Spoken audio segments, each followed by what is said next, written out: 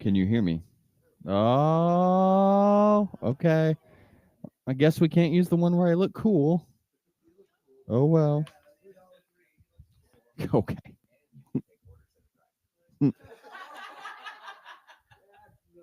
Lifelong dream. Lifelong dream. After a struggle, we got our sound working. 2. We're going to start in 2 minutes.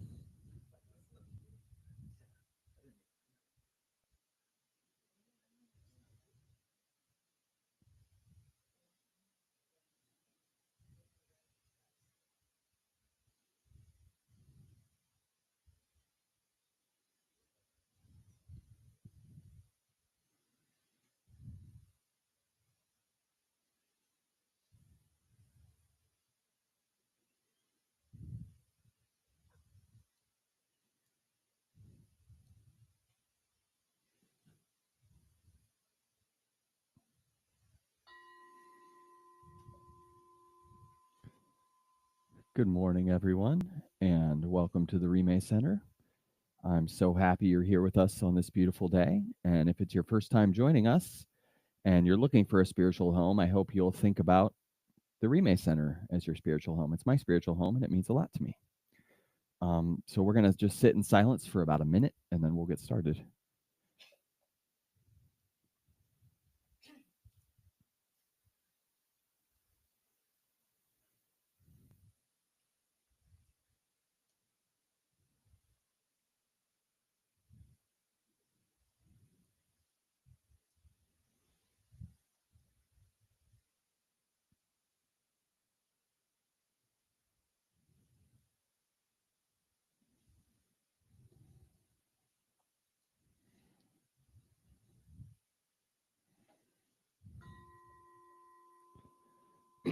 Refuge vows.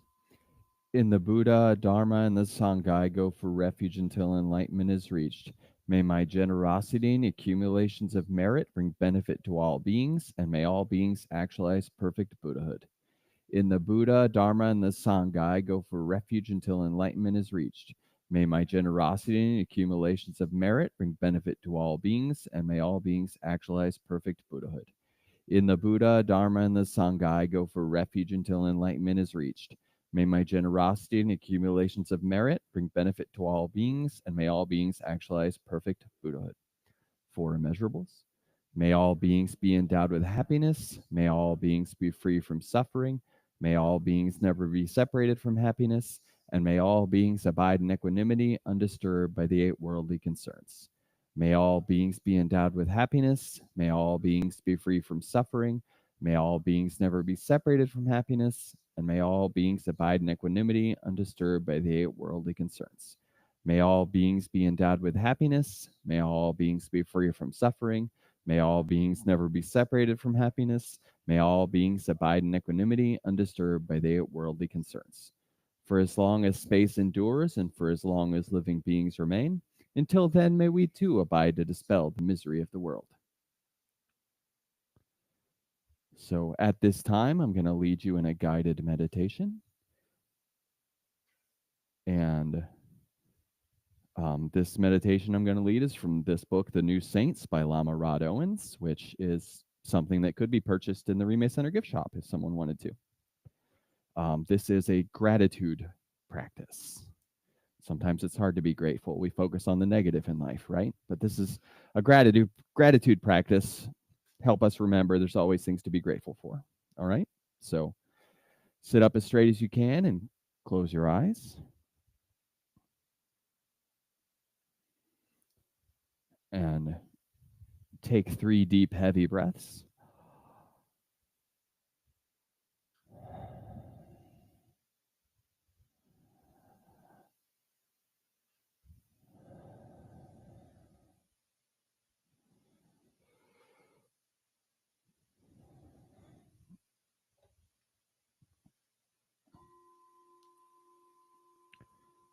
To begin this practice, I invite you to shift your attention to your heart center and imagine that you're breathing in and out from your heart center. And just take a moment to imagine that. Imagine your heart center is breathing in and out.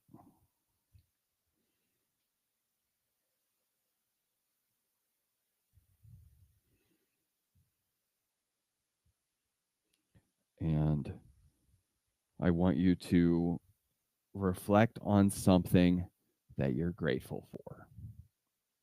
And if it's hard to come up with something, it can be something from a really long time ago.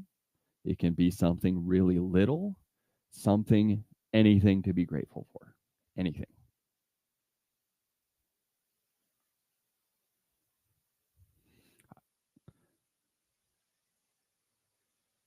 We can even think about simple things we take for granted, like being grateful for indoor plumbing.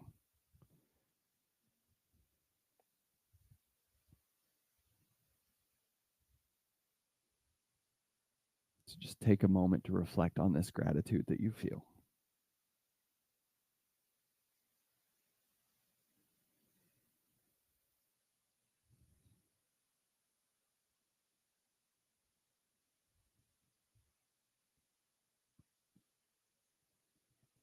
And after settling into this experience and reflecting on this gratitude,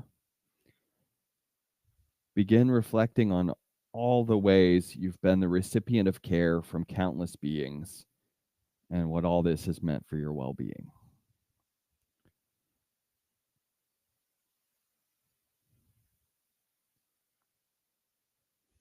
If we read a book, for example, countless beings put energy into the making of the paper, the binding, the editing, every aspect of this book. There are countless beings to be grateful to.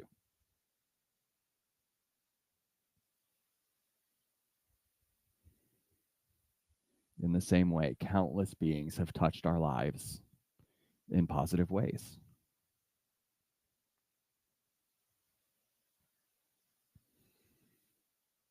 So just allow this energy of gratitude to open up your heart center.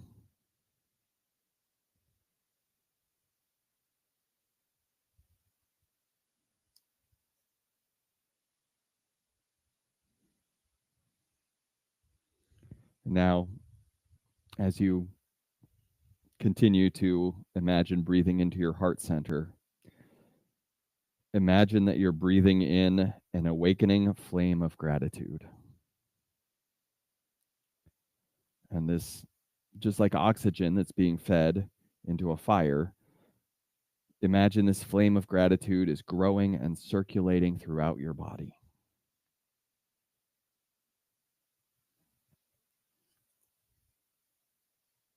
We're trying to awaken our body and our mind with this profound energy of gratitude. So we will sit like this for a few minutes. Just imagine you're breathing into your heart. Imagine a flame of gratitude is enveloping you, making you warm and comfortable and feel safe.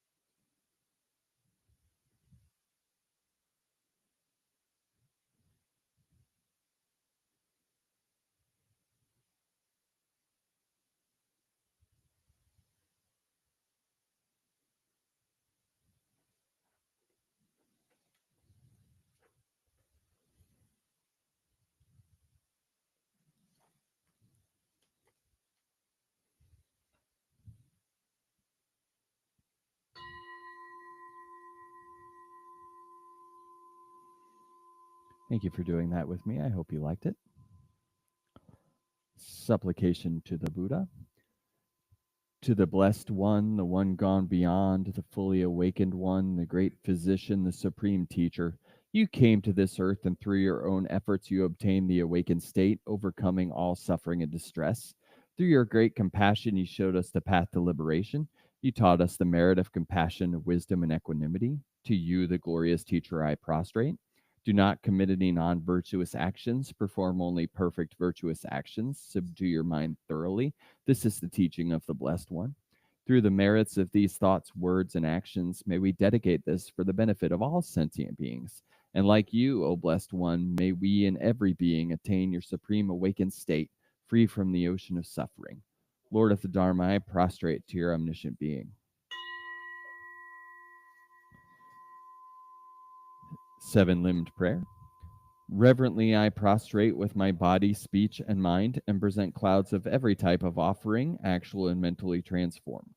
I declare all my negative actions accumulated since beginningless time, and rejoice in the merits of all holy and ordinary beings. Please remain until samsara ends and turn the wheel of Dharma for sentient beings. I dedicate the merit created by myself and others to the great enlightenment. Mandala offering. This ground, anointed with perfumes, strewn with flowers, adorned with Mount Meru, the four continents, the sun, and the moon. I imagine this is a Buddha field and offer it.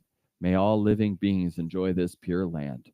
The objects of my attachment, aversion, and ignorance, friends, enemies, strangers, my body, wealth, and enjoyments, without any sense of loss, I offer this collection. Please accept it with pleasure and bless me with freedom from the three poisons. Idam Guru Ratnam Mandalakam Niyataimi. Supplication to Manjushri. Om, homage to Manjushri, deity whose diamond speech cuts off all suffering, whose clear mind is the embodiment of insight wisdom. Manjushri, protector, free from evil and karmic stains. Your form is vast as the sky. Your mind dwells in the one taste of suchness. Lord of wisdom, I prostrate to your omniscient being. Supplication to Maitreya. Om, Lord Maitreya, benevolent one, golden son of the primordial, emperor of the northern paradise. Around you the stars and spheres course and turn. Within the span of your breath, countless worlds rise and fall. Deity of innumerable names, called or uncalled, you are always present. May the pure heaven of Tushita always arise before us.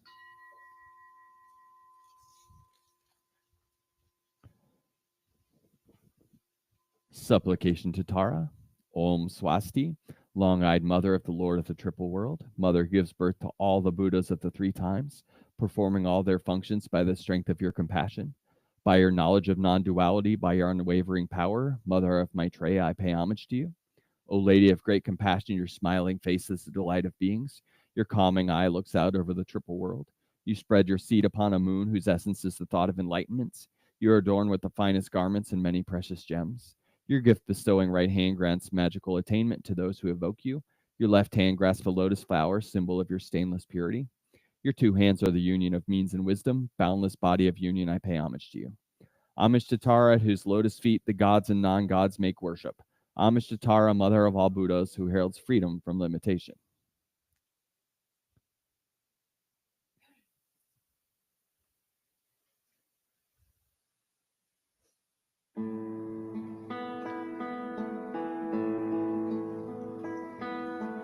Om Tare, Ture Soha. Om Tare, Ture Soha.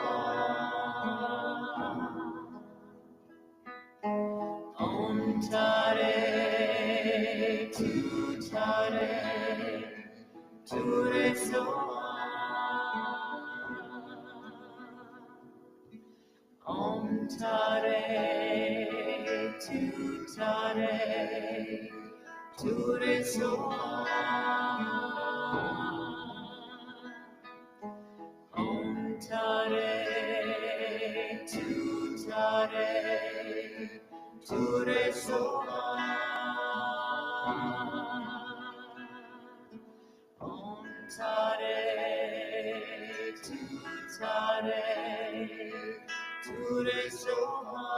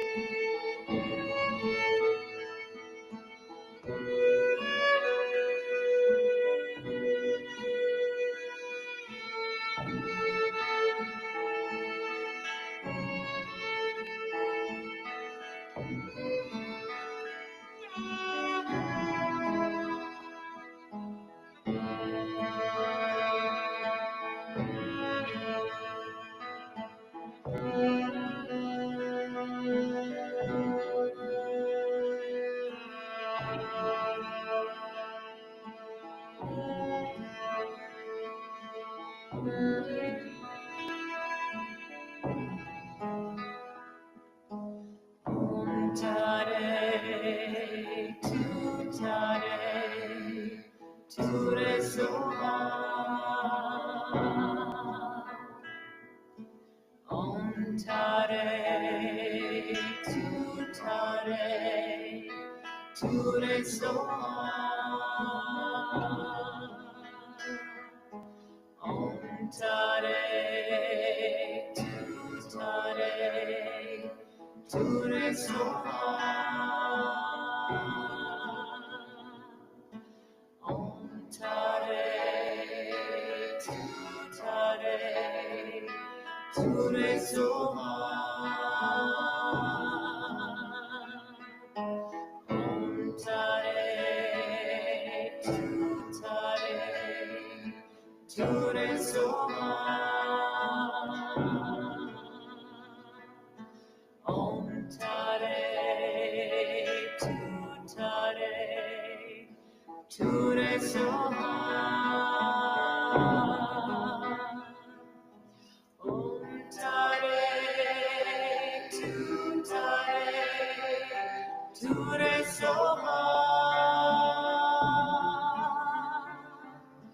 Om Tare, Tu Tare, Ture Soha. Om Tare, Tu Tare, Ture Soha. Om Tare, Tu Tare, Ture Soha. Om Tare, Tu Tare, Ture Soha. Om Tare, Tu Tare, Ture Soha.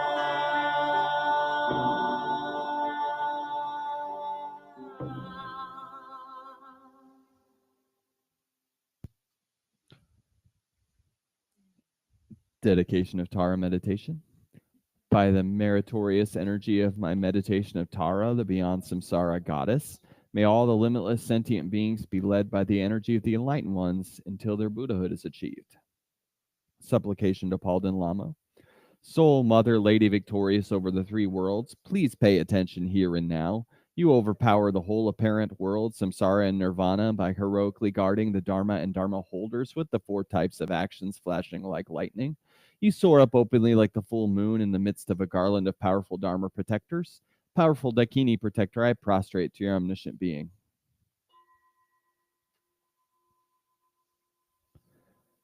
Supplication to Chenrezig. You whose white-colored body is unstained by faults, whose crown is adorned by a fully enlightened Buddha, who gaze upon migrators with eyes of compassion, to you, Chenrezig, I prostrate. Liberating the beings of the six realms. Compelled by negative karma gathered from beginningless time, sentient beings through the force of anger are born as hell beings and experience the suffering of heat and cold. May they all be born in your presence, perfect deity. Om Mani Padme Hum. Compelled by negative karma gathered from beginningless times, sentient beings through the force of greed are born as hungry ghosts and experience the suffering of hunger and thirst. May they all be born in your perfect realm, the Patala. Om Mani Padme Hum. Compelled by negative karma gathered from beginningless time, sentient beings of the force of confusion are born as animals and experience the suffering of dullness and bewilderment. May they all be born in your presence, protector. Om Mani Padme Hum. Compelled by negative karma gathered from beginningless time, sentient beings of the force of desire are born as humans and experience the suffering of constant toil and poverty.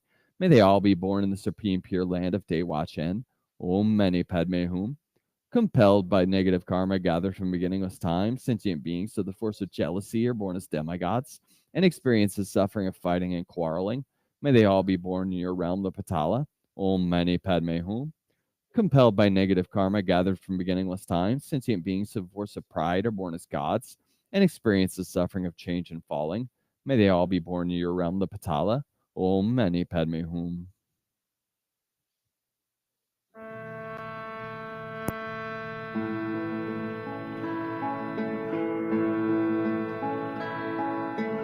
Om Mani Padme Hum. Om Mani Padme Hum. Om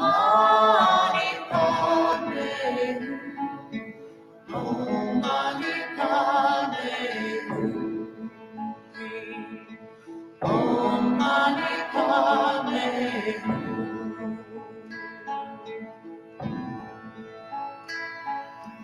Om Mani Padme Hum. Om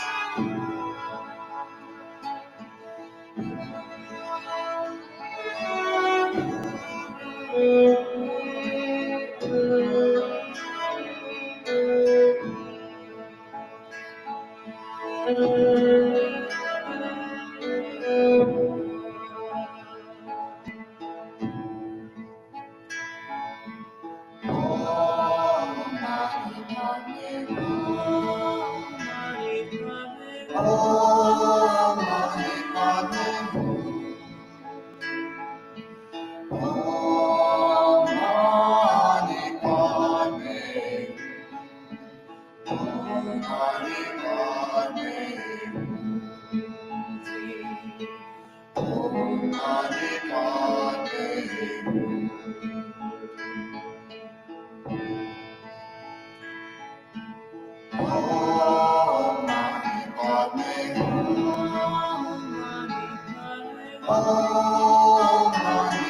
Padme Hum.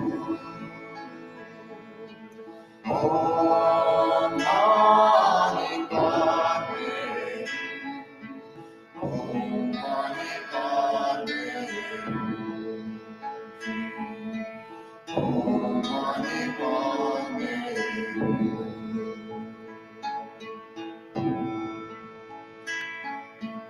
Om Mani Padme Hum.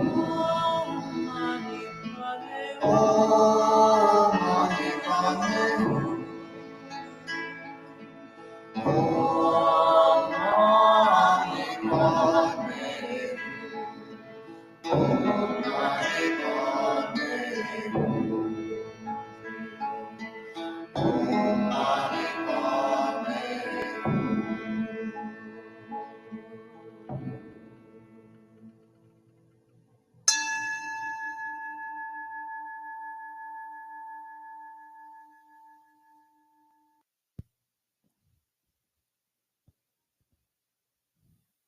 It is for this next